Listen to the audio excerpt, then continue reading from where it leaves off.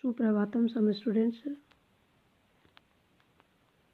आज हम इस वीडियो में जनसंचार माध्यमों का वर्गीकरण विषय पर चर्चा करेंगे। जनसंचार माध्यम निरंतर प्रगति के पथ पर अग्रसर है। आधुनिक वैज्ञानिक जगत में प्रौद्योगिकी विकास इतनी तीव्र गति से हो रहा है कि यह कह पाना कठिन है कि नवीनतम माध्यमों का आगामी स्वरूप क्या होगा। जनसंचार माध्यमों का वर्गीकरण दो प्रकार से किया जा सकता है। इन दो प्रकारों में पहला है पत्रकारिता में अधिक महत्वपूर्ण माना जाता है और दूसरा सुविधा के आधार पर किया जाता है। तो ज्ञानेंद्रियों के आधार पर वर्गीकरण। जनसंचार के माध्यमों में ज्ञानेंद्रियों के आधार पर भी वर्गीकरण किया गया है, जिसके तीन प्रकार है: श्रव्य माध्यम, दृश्य माध्यम और श्रव्य-दृश्य माध्यम। श्रव्य माध्यम वह होता है जिसमें हम मात्र सुन सकते हैं, और जैसे आकाशवाणी। और दृश्य माध्यम वह होता है जिसमें देख सकते हैं, और श्रव्य-दृश्य माध्यम वह होता है जिसमें हम देख भी सकते हैं और सुन भी सकते हैं। सर्वप्रथम मुद्रित माध्यम। कौन सा हमारा? मुद्रित माध्यम। मुद्रित माध्यम या प्रिंट मीडिया का विकास वैश्विक स्तर पर 15वीं शताब्दी में ही प्रेस या मुद्रणालय की स्थापना के साथ हो गया था, लेकिन भारत में इसका विकास 18वीं शताब्दी के अंत में हुआ है। आज देश के प्रत्येक कोने कोने में दैनिक, साप्ताहिक, पाक्षिक, मासिक पत्र पत्रिकाएं प्रकाशित हो रही है। तो यह निरंतर प्रगति के पथ पर अग्रसर है और मुद्रित माध्यम का अपना महत्व है। आज अनेक समाचार पत्र बहुसंस्करणीय और क्षेत्र स्तरीय संस्करणीय हो गए हैं। मुद्रित माध्यम पत्रकारिता का सर्वाधिक महत्व इस बात में है कि ये पुनः पढ़े जा सकते हैं, संग्रहित किए जा सकते हैं। ये कला, मनोरंजन, खेल, साहित्य, समाज, थिएटर, संगीत, सिनेमा से संबंधित विभिन्न पक्षों की जानकारी हमें प्रदान करते हैं। तो ऐसा कोई भी क्षेत्र नहीं है जो मुद्रित माध्यम के अंतर्गत नहीं आता हो, तो इनका अपना महत्व है। दूसरा है इलेक्ट्रॉनिक माध्यम। इलेक्ट्रॉनिक माध्यम में radio, television, film, audio video, telephone आदि आते हैं। इसके अतीत अगला है बहुमाध्यम। बहुमाध्यम को मल्टीमीडिया भी कहते हैं। जनसंचार माध्यम के विभिन्न रूपों के साथ बहुमाध्यम 20वीं शताब्दी के उत्तरार्ध की महत्वपूर्ण देन के रूप में स्वीकार किया जाता है। बहुमाध्यम मूलतः कंप्यूटर तकनीक का ही एक रूप है। इसके निम्न भेद है, जैसे computer, internet, video, text, telex, videophone, teleconference, teletex, उपग्रह संचार, pager, cellular phone, fax, email, cable television आदि। इसके अतिरिक्त मौखिक संचार माध्यम भी है। मौखिक संचार माध्यम में संगोष्ठी, सेमिनार, सम्मेलन, जनसभा और जनसंपर्क आते हैं। और इसके अतिरिक्त एक और है जिसमें है परंपरागत में जैसे हमारे लोकनाट्य, लोकगीत और नृत्य आदि का समावेश होता है। अब हम इलेक्ट्रॉनिक माध्यम है उन पर चर्चा करेंगे। इसके अंतर्गत आकाशवाणी, दूरदर्शन, टेलीफोन, कंप्यूटर आदि आते हैं, तो इनका अपना महत्व है। रेडियो जनसंचार के इलेक्ट्रॉनिक माध्यम का एक विशेष उपकरण है जो मुद्रित माध्यम की अपेक्षा अधिक तीव्रता से देश के आंतरिक क्षेत्रों तक अपनी खबर पहुंचा सकता है। रेडियो के समाचार जैसे संगीत, नाटक, रूपक, वार्ता, परिचर्चा आदि हर वर्ग के व्यक्ति के समझ में आ सकते हैं।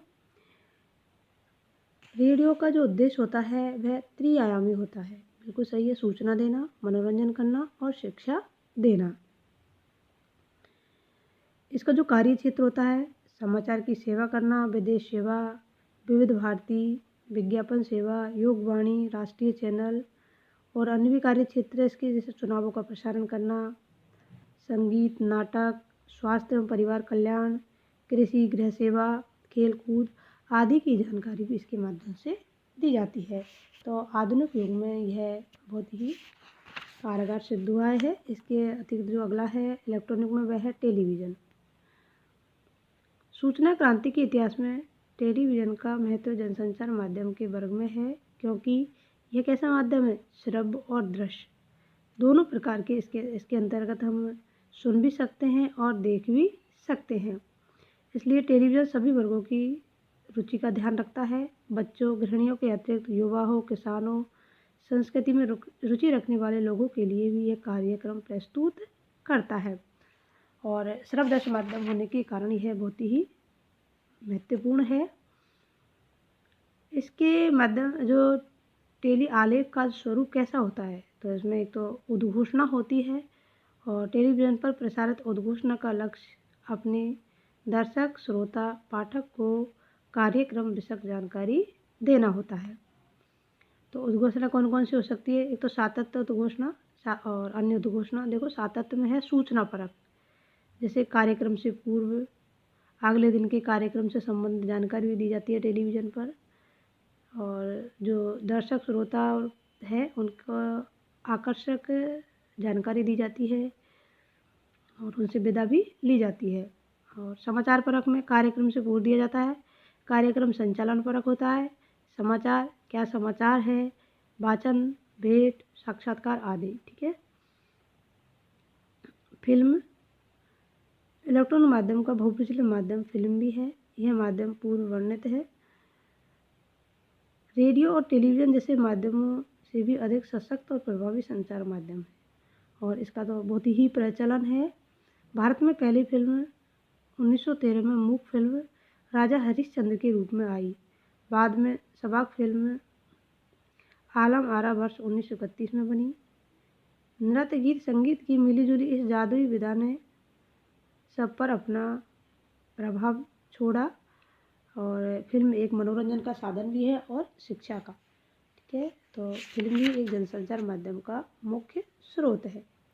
ऑडियो वीडियो, फिल्म का ही एक दूसरा रूप है ऑडियो वीडियो। तो यह भी जनसंचार का बहुत ही श्रेष्ठ माध्यम है। इसके माध्यम से जनसंचार किया जाता है। अब बहुमाध्यम, जो बहुमाध्यम होते हैं इनका बहुत महत्व है। जहाँ कहीं जिस प्रकार की सूचना संप्रेषित करनी है और तुरंत करनी है, तो उसके लिए बहुमाध्यम प्रयोग में लिया जाता है। और बहुमाध्यम विषय आरेखीय और ध्वनियाँ, संगीत, आरेखीय चित्रण, एनिमेशन, दृश्य तत्वों का समंकित रूप है। बहुमाध्यम परियोजना का उपयोग करने वाला जब उसका उपयोग कर अपनी अभिव्यक्ति करता है, तो यह संचार का दोहरा रूप है। पारंपरिक संचार को भी अधिक रोचक और संप्रेषण बनाने की क्षमता बहुमाध्यम के अंतर्गत विद्यमान है। ये मनोरंजन भी करता है, शिक्षित भी करता है, और बहुमाध्यम के माध्यम से हम घर बैठे ही बहुत सारी सूचनाओं को प्राप्त कर लेते हैं, जिन्हें हम अन्य माध्यमों से प्राप्त नहीं कर पाते, उन्हें हम मल्टीमीडिया के माध्यम से सुगमता से प्राप्त कर लेते हैं। इसलिए बहुमाध्यम के महत्व को शब्दों में अंकित करना बहुत ही कठिन है। बहुमाध्यम के अनेक रूप हैं, जैसे कंप्यूटर ऐसा यंत्र है जो मानव मस्तिष्क की भांति काम करता है, लेकिन यह मनुष्य के मस्तिष्क से कई गुना अधिक तेज है, और इसके माध्यम से वर्तमान में विज्ञान, वाणिज्य, स्वास्थ्य, संगीत आदि सभी क्षेत्रों में सभी प्रकार की सूचनाएं संप्रेषित की जा सकती है। इसके अनेक भाग है और उनसे हमारे कोई मतलब नहीं है। इंटरनेट जैसे कि गूगल है, इंटरनेट का जो है गूगल, उसके माध्यम से हम ऑल ओवर संसार की जितनी भी लाइब्रेरी है और भी जितनी कोई भी सूचनाएं हैं, हम घर बैठे आसानी से प्राप्त कर सकते हैं। इसलिए इंटरनेट का महत्व अपने आप में बहुत ही बढ़कर है। वीडियो टेक्स्ट जनसंचार की अद्यतन प्रणाली है जो कंप्यूटर द्वारा संचालित की जाती है। इससे ही टेलीविज़न प्रसारण केंद्र पर कंप्यूटर की सहायता से संदेशों को उचित उस पर डाउनलोड कर दिया जाता है, और यह लगभग 40 पंक्तियों की होती है, जिसमें 14 से 20 सेकंड लगते हैं। जिसके प्रसारण में कितना समय लगता है? मात्र 14 से 20 सेकंड। टेलेक्स वास्तव में टेलीप्रिंटर एक्सचेंज का ही संक्षिप्त रूप है। यह टेलीप्रिंटर, टेलीग्राफ और टेलीफोन का मिश्रित रूप है। इस प्रणाली में प्रयोक्ता मुख से बातचीत नहीं करता, बल्कि अपना संदेश टाइप रूप से भेज देता है। वीडियो फोन, इस साधन का उपयोग भी बहुमाध्यमी कार्यक्रम के अंतर्गत होता है। इस व्यवस्था में व्यक्ति की आवाज़ नहीं, उसका चित्र देखा जा सकता है। इस प्रक्रिया में कैमरा और वीडियो स्क्रीन जुड़ी होती है और टेलीफोन मिलाते ही कैमरा चालू हो जाता है।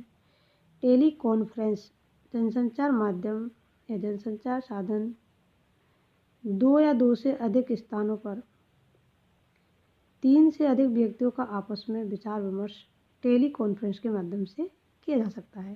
सभी जानते हैं, जैसे तुम फ़ोन पे कॉन्फ्रेंस करते हो वही है ये, तो टेली कॉन्फ्रेंस की जा सकती है। टेलीटेक्स्ट, जनसंचार माध्यम का बहुमाध्यमी रूप टेलीटेक्स्ट है और इसके माध्यम से भी हम शेयरों के भाव, मौसम की जानकारी आदि प्राप्त कर सकते हैं। तो यह भी एक अच्छा माध्यम है। उपग्रह संचार, इसके बारे में तुम जानते ही हो। उपग्रह संचार भी जनसंचार माध्यम का एक बहुत ही सक्रिय रूप है। संचार के क्षेत्र में उपग्रह संचार प्रणाली के विकास के कारण महत्वपूर्ण परिवर्तन आया है। उपग्रह प्रणाली ने विभिन्न देशों के बीच की दूरियों को मिटा दिया है और बिल्कुल वसुधैव कुटुंबकम की भावना स्थापित करने का काम इसने किया है। पेजर, यह भी टेलीफोन की भांति संचालित छोटा सा पॉकेट साइज का एक छोटा सा उपकरण होता है जिसमें संदेश लिखित रूप में आते हैं। टेलीफोन की भांति हर पेज का नंबर होता है और इस नंबर पर फ़ोन द्वारा डायल करके संपर्क किया जा सकता है अथवा हम लिखित रूप में भी उन्हें कोई संदेश भेज सकते हैं।